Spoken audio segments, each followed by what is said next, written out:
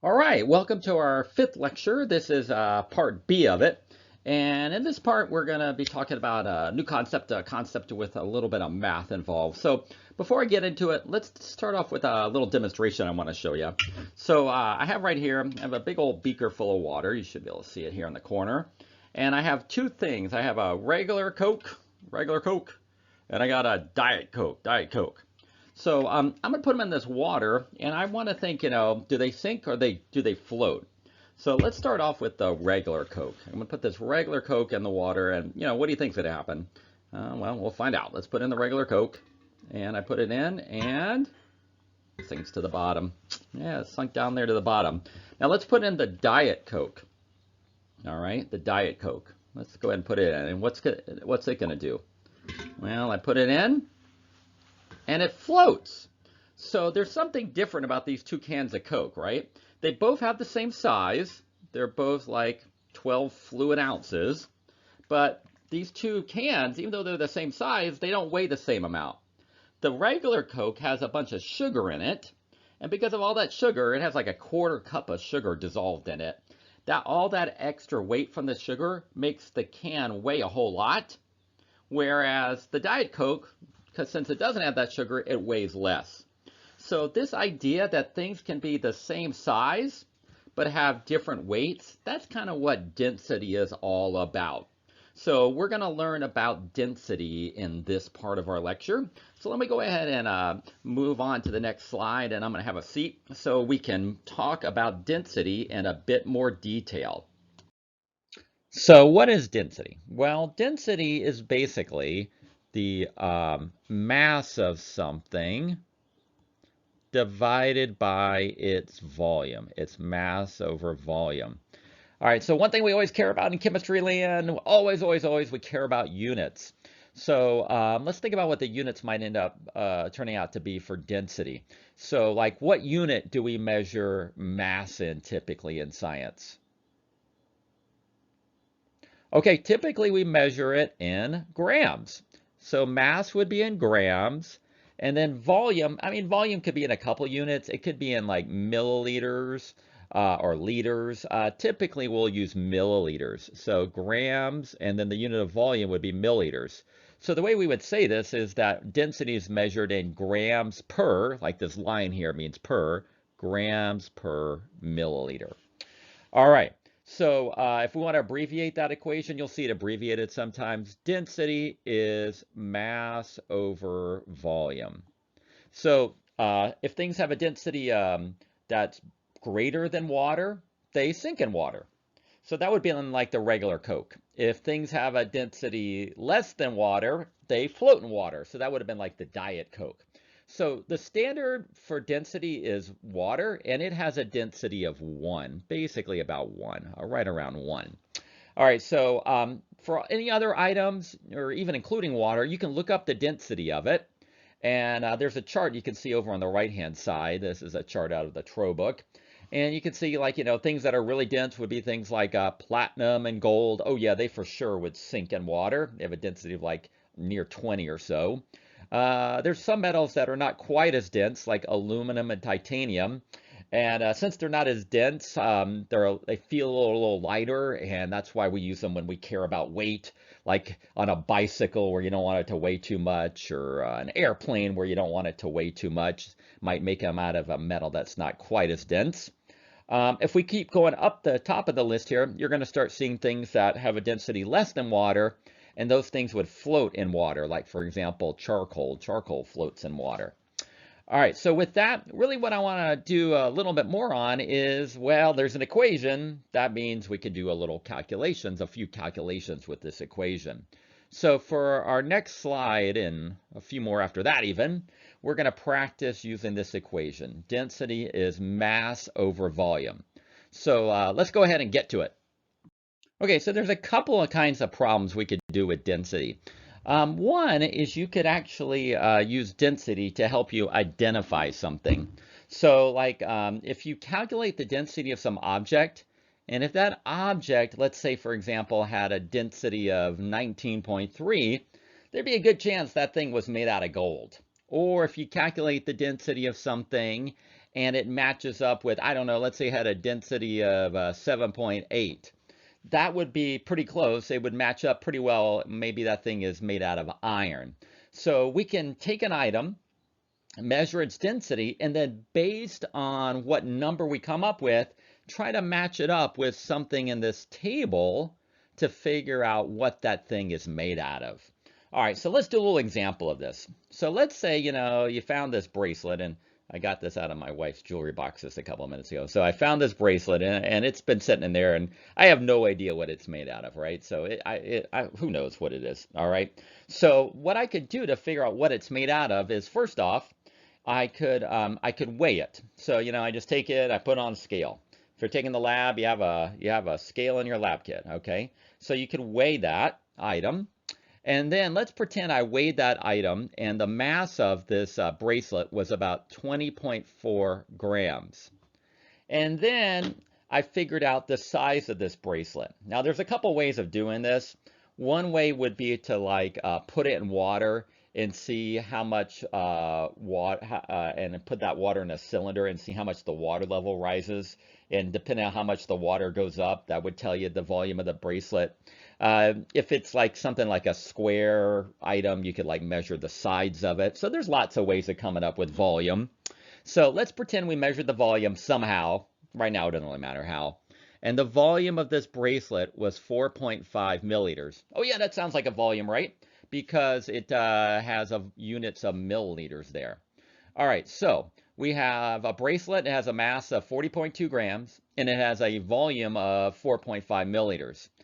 A couple questions I want to know. What's the density of this bracelet?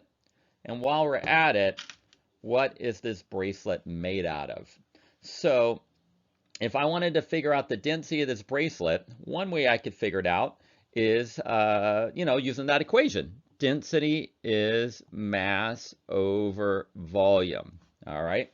So if we look at the numbers we have the mass. The mass would be the 40.2 grams.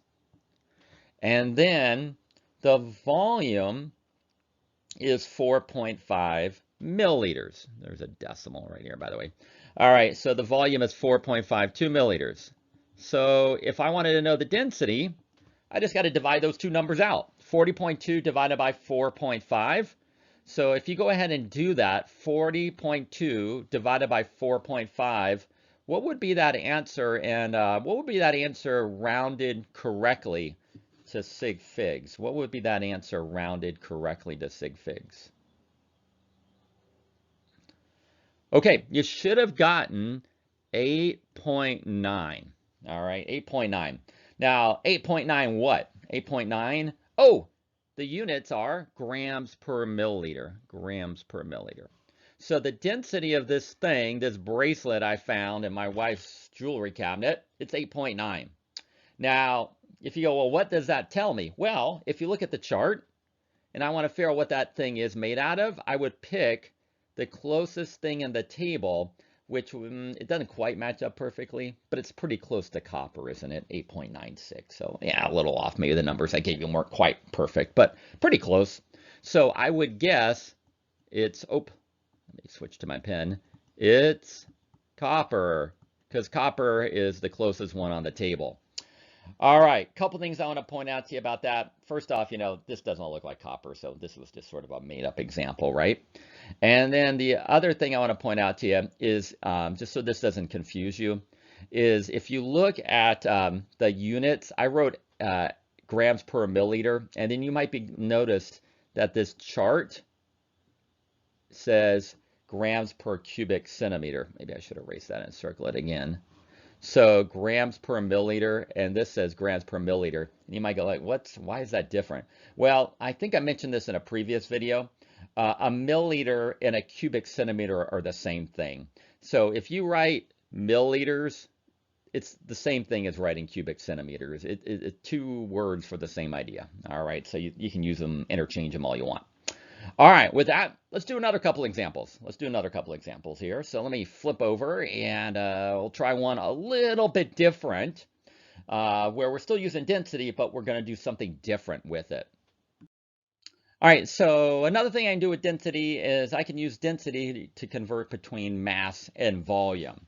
So when I say convert between mass and volume, well, always having your units in your mind is going to be a little helpful. So mass, oh, another way of saying this is I can convert between grams, that's the unit of mass, and volume. And when I say volume, I'm thinking of milliliters. So this is a way of going between grams and milliliters. All right, let's do a little example. Let's do a little example. So if you know the size of something, you can figure out the weight, in other words. Or if you know the weight of something, you can figure out the size. So that's what we're going to be doing in this example right now. So it says a piece of lead has a volume of 355 milliliters. All right, they're telling me how big this hunk of lead is. What is the mass of this hunk of lead? So how much would this piece of lead weigh? So a piece of lead has a volume of 355 milliliters. I know how big it is. What does it weigh? What is the mass of the lead? Now they tell me one other fact, which is the density of the lead. The density of lead is 11.4 grams per milliliter. Now, if they didn't give me that density, it really wouldn't be the end of the world. I could look it up in the table in the book, or on sapling, they'll give you a table of densities usually. So if you don't know the density, that's a number. It's pretty easy to come by. So I'm being kind of nice to you right now. I'm telling you that density. All right, so we're doing a problem. We're going from volume to mass. We're doing a problem with density. So I would highly suggest you start by writing out the equation. Density is mass over volume. Now let's see what they've given us. A piece of lead has a volume of 355 milliliters. A piece of lead has a volume of 355 milliliters. I know V. What is the mass of the lead? I want to know what M is. I'm solving for M. The density of lead. Oh, they're telling me the density of lead. I also know density. Density is 11.4. So I'm actually in pretty good shape. I know 2 out of the 3. I know the density and I know the volume, so I just got to find mass. So what I would recommend doing now is let's plug in our numbers, and we're going to have to do a little bit of algebra. So I'll help you out with that, but you're going to have to do a little bit of algebra to come up with the answer, all right? So let's go ahead and plug in our values though. So the density, that goes on the left-hand side, 11.4 grams per milliliter. The mass, oh, that's what I'm solving for. But I also know the volume, 355 milliliters. All right. So let's go ahead and see what we could do. Now, unfortunately, it's going to take a little more work than last time because we're solving for something that isn't all alone. So we're going to have to do a little algebra to get what I'm looking for, M by itself. So I need to get M by itself. So what I need to do to get M by itself, well, what I would recommend doing, whenever you have an equation and it kind of looks like a fraction, fractions are usually not people's friends, right? People tend not to like to deal with fractions. So the first thing I would always do if you have a fraction is to get rid of the fraction. And the way you can get rid of this fraction is to cross multiply. You can multiply the 355 and move it to the left-hand side by cross multiplying. So when I do that, this is what I'll end up with. 11.4 grams per milliliter times 355 milliliters equals M. So by just cross multiplying, we've got M by itself, and that's exactly what we need. So what I'm going to do now is I just need to type into my calculator and come up with my answer. So before we do that, like what unit would our answer turn out to be in? Look at those units. So the unit's going to work out? They should. What unit would our answer turn out to be in? Okay, the units are going to turn out to be in grams, right? Because the milliliters on bottom and the milliliters on top, that cancels out. Yeah, so it should be in grams. And then as far as the number part of the answer, what's the number part of the answer? Now make sure you round it correctly. What's the number part of the answer? So yeah, it's going to be grams. What's the number part? Okay, if you rounded it correctly, you should have gotten 4,050. 4,050. All right, with that, let me show you one last example. One last example using density. Something else we can do. Another problem. One more. All right, one more example just to make sure we got a good feel for this, okay? So let's see. This is another problem having to do with density, I think. All right, it says bottle of ethanol, bottle of density, that doesn't make any sense. A bottle of ethanol has 95 grams of ethanol in it. So ethanol is alcohol, so it's like a bottle of alcohol, like drinking alcohol. All right, so in this bottle, there's 95 grams of ethanol. What is the volume of the ethanol? What is the volume of the ethanol in the bottle? Okay. By the way, I tell you the density. That's sort of a tip off. Oh, we're going to have to use density. Oh, I guess at some point we're going to be using this equation. All right. They tell me the density, probably not just because they feel like it, probably because I'm going to have to use it. All right. All right. So let's look at the question a little more carefully. A bottle of ethanol has 95 grams of ethanol in it. Now, they don't exactly tell me what that 95 grams is, but you should know if it says grams, hey, wait a minute, they're giving me a mass. A bottle of ethanol has 95 grams of ethanol in it. What is the volume? So I am solving for V. I am solving for V. What is the volume of the ethanol in the bottle? By the way, the density of ethanol, oh, they tell me D, don't they? All right. So things are looking pretty good. As far as, again, we got two numbers they're telling us. We got one thing we're missing. We should be able to do that. If we do a little algebra, a little rearranging, we should be able to get that done. All right. So let me go ahead and, again, we're going to do it the same way we did a minute ago. Maybe the math will be a little different. But we're going to put in the numbers I have. We're going to have to do a little rearranging, I'm guessing.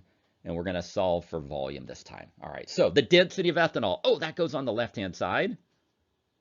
0.789 grams per milliliter. Actually, I'm going to write it. I have a feeling if I write it like that, I'm going to confuse people. Let me just write it like this. G/ml. It means the same thing. Equals the mass, 95 grams, goes over here.